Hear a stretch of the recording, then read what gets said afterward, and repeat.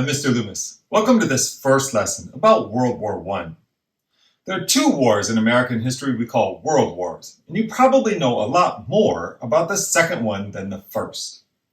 The First World War happened a long time ago, over 100 years ago in fact, and it had a really big impact on the United States at that time.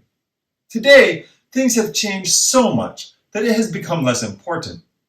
But it's a very interesting war to study because it can help us understand how big events can change the country in meaningful ways. Let's get started with a preview of the topics for this lesson. World War I started in Europe, not America.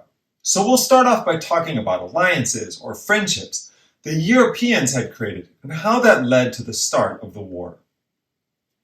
We'll take a look at the way the war was fought and how the Industrial Revolution that we learned about changed warfare. And we'll end by talking about the United States, how we tried really hard to stay out of the war, but eventually decided to join anyway. Let's head across the Atlantic Ocean to Europe to see how the story of World War I began. 1915 marked the end of many years of peace between the world's most powerful countries. 100 years before, Europeans had worked together to defeat French Emperor Napoleon. After Napoleon's defeat, leaders from the United Kingdom, France, Prussia, Russia, and Austria met and decided that power in Europe had to be even, so no country could overpower the others and start another war. But then in 1871, many small German countries joined together to make the German Empire. Austria-Hungary, Italy, and Germany started an alliance or an agreement to be friends.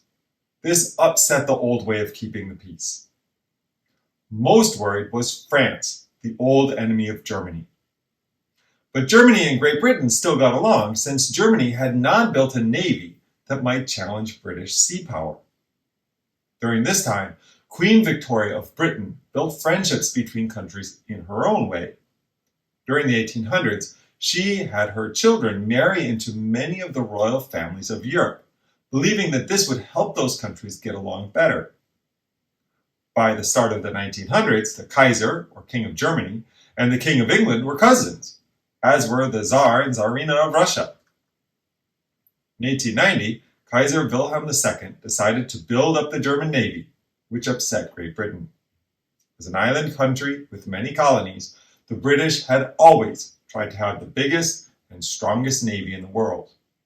As a result, the great countries of Europe started to form alliances to make themselves feel safer.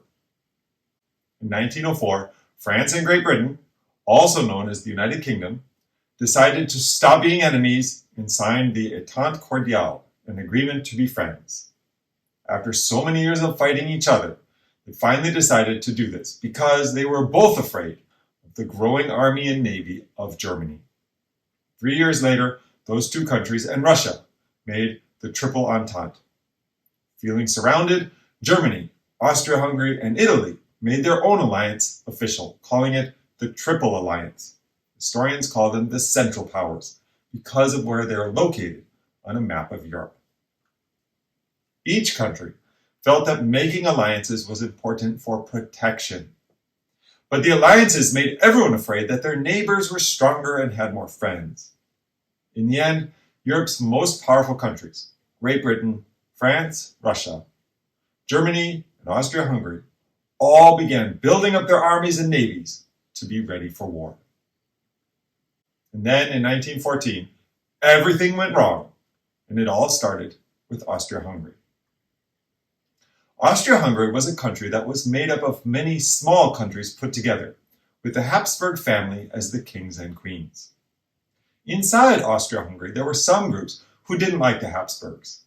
In June of 1914, the son of the king, Archduke Franz Ferdinand, was visiting the city of Sarajevo.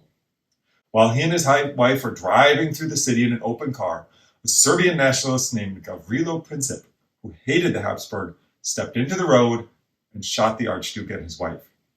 This assassination ended up starting the First World War. The Austro-Hungarian leaders decided that it was their small neighbor Serbia who was responsible, because they had encouraged Serbians inside of Austria-Hungary to fight for independence. Afraid that they were about to be in a war with the stronger neighbor, Serbia's leaders asked Russia to help them. Now that they were going to have to face off with Russia, Austria-Hungary called on Germany. Kaiser Wilhelm II said his country would give Austria-Hungary any help it needed to win a war.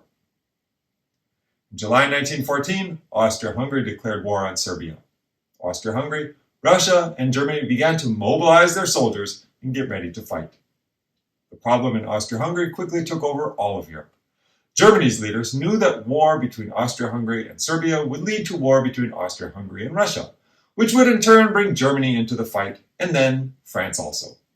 They did not want to fight a defensive war with their most powerful enemy, France, and decided that their best chance for success was to attack first. In August, Germany declared war on France. The Germans wanted to attack France by traveling through Belgium, a neutral country. But when the German leaders asked Belgium to allow the German army to pass through their country, King Albert of Belgium said no. Germany attacked through Belgium anyway. Belgium asked Great Britain for help, and Britain joined the war. Just a few months after Archduke Franz Ferdinand was killed, the Central Powers of Germany, Austria-Hungary, and Italy were pitted against the Allies, the United Kingdom, Russia, and France. The Great War, as it was called, was not like any war that came before it. Because of the Industrial Revolution, new inventions turned World War I into a long war in which the two sides dug long trenches to protect their soldiers and faced each other across an empty no man's land. Both sides used new artillery, tanks, airplanes, machine guns, barbed wire, and poison gas. All of these weapons made it easier to defend than to attack. The effect was that tens of thousands of men died in battles that had very little effect on the lines of battle. By the end of the war, more than 10 million men had died, and 1 million civilians were killed in the fighting. Another 6 million civilians died because of hunger and disease. One scary new invention was the German Unterseeboot, German for undersea boat or U-boat. To slow down Germany's factories during the war, Britain had blockaded German ports with its navy. To try to break through the British blockade, the Germans sent a fleet of these submarines out to attack both the navy and merchant ships. It was against international law to attack without warning, since civilians and crew had no chance to surrender. But this is exactly what the U-boats did. By 1918, German U-boats had sunk nearly 5,000 ships. The most famous ship sunk by a U-boat was the British passenger ship Lusitania, on its way from New York to England on May 7, 1915. The German embassy in the United States had said that this ship might be attacked because it was carrying weapons as well as people. Almost 1,200 civilians died in the attack, including 128 Americans. The attack made people all around the world angry and turned many people against Germany. Even though Americans died on the Lusitania, President Wilson kept the United States neutral. The war in Europe was getting worse and worse, and Wilson didn't want to have any part of it. But also, most Americans also wanted to stay out of the war, and Wilson didn't want to do something unpopular and lose in the next election. For Wilson, the war was not important enough that the United States had to join in. In his mind, the war was mostly a problem between European countries, and it was better to try to be friends with all the powerful countries of Europe, rather than take sides. In his message to Congress in 1914, the president said, "Every man who really loves America will act and speak in the true spirit of neutrality, which is the spirit of impartiality and fairness and friendliness to all concerned." Wilson knew that winning the 1916 election was going to be hard. He had only won in 1912 with 42% of the vote, and probably would not have won at all except that Republican voters had been split between Roosevelt and Taft. Wilson knew that he was sure to lose if he promised, "If elected, I will send your sons to war." But still, some businessmen and government leaders wanted the United States to do more to protect Great Britain and France. Wilson agreed to a preparedness campaign in the year before the election to make sure the United States would be ready in case it had to join the war. This included spending money to double the size of the Army and build more battleships, destroyers, and submarines for the Navy. In 1916, the Republican Party hoped that they could beat Wilson by reminding voters that Wilson was getting ready for the war at the same time he was promising to stay out of it. They chose Charles Evans Hughes, former governor of New York and sitting Supreme Court justice, to be their candidate. But Hughes also had to promise to keep America out of the war and promise to be ready for war at the same time. Wilson and the Democrats did a good job of campaigning. They used the slogan, "He kept us out of war." The election was very close, but Wilson was able to win. In the end, however, even though he had kept us out of war, he would eventually ask the American people to join the fight. It's hard to point to one thing by itself that made President Wilson and the American people change their mind about joining the war. Money was important.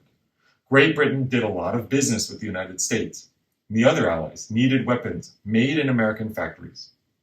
At the same time, the British Navy's blockade meant Americans couldn't sell things to Germany.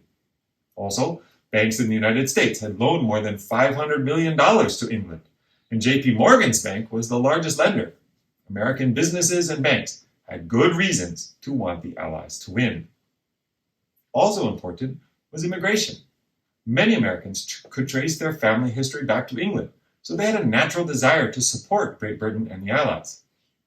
However, many of the new immigrants who had just come to the United States were from countries that were fighting against the Allies. Many Irish Americans were upset that Great Britain was in control of Ireland. Millions of Jewish immigrants had escaped Russia and would have supported any country fighting against Russia. German Americans often thought that it was Great Britain and France who had started the war, not the other way around. For people who wanted the United States to join the fight, the lack of support for Great Britain and the Allies among new immigrants only made them more sure that Wilson needed to lead the United States into the war on the side of the Allies. Germany's submarines were also important in getting Americans to change their minds. After the sinking of the Lusitania and sinking of another British ship a few months later, Germany had promised to stop using their submarines to attack passenger ships, or to make sure passengers had a chance to escape first. Instead, in February 1917, Germany sent out even more submarines. They were afraid Great Britain's blockade would cut them off from food and supplies, and they wanted to end the war quickly. Most of all, they wanted to win the war before the United States decided to join. February of 1917, a German U-boat sank an American merchant ship called the Laconia, killing 2 passengers. And in late March, sank 4 more American ships. After these attacks, Democrats and Republicans both asked Wilson to join the war. The final event that pushed Americans to join World War I was the Zimmermann telegram. British spies found and decoded a top-secret telegram from German Foreign Minister Arthur Zimmermann to the German ambassador to Mexico. In the letter, Zimmermann said that if Mexico were to join the war on the German side, Germany would help Mexico win back land it had lost to the United States in the Mexican-American War, which included Arizona, New Mexico, and Texas. There was almost no chance that Mexico could fight the United States and get back land it had lost in the Mexican-American War. Mexico had just gone through its own civil war. Also, Germany had no way to help the Mexicans since all of its soldiers were on the battlefields in Europe. However, put together with Germany's use of submarines and the sinking of American ships, the Zimmermann telegram made Americans angry enough to be ready to join the war against Germany. Another reason Americans had not wanted to join the war was because Russia was ruled by a czar or king. But when communists in Russia started a revolution and Tsar Nicholas II quit, even more Americans felt like it was the right time to help the Allies win. On April 2, 1917, Wilson asked Congress to declare war on Germany.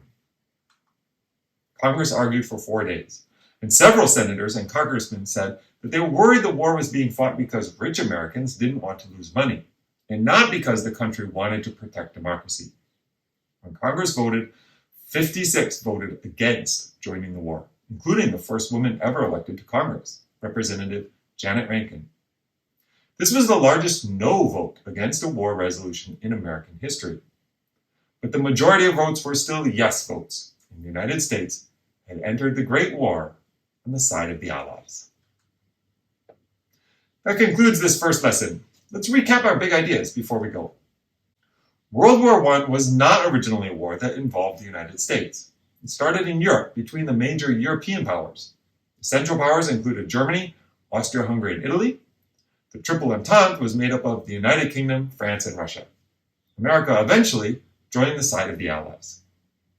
The war began because the heir to the throne of Austria-Hungary was murdered. Because of the alliances they had made, all the major countries ended up joining the war. New technology that had been invented during the Industrial Revolution meant that armies could bring machine guns, huge cannons, landmines, barbed wire, and poison gas to the battlefield. Germany also used submarines called U-boats. The result was that the war is remembered for the tens of thousands of men who died in battles that mostly ended in a tie. For the first few years of the war, the United States remained neutral. Although most Americans supported the British, French, and Russians, they did not want to join the fighting. Eventually, after German submarines attacked American ships, Americans learned about a German plan to get Mexico to attack the United States, Americans were angry enough to join the war. In our next lesson, we'll learn about how joining the war changed life in America. I'll see you then.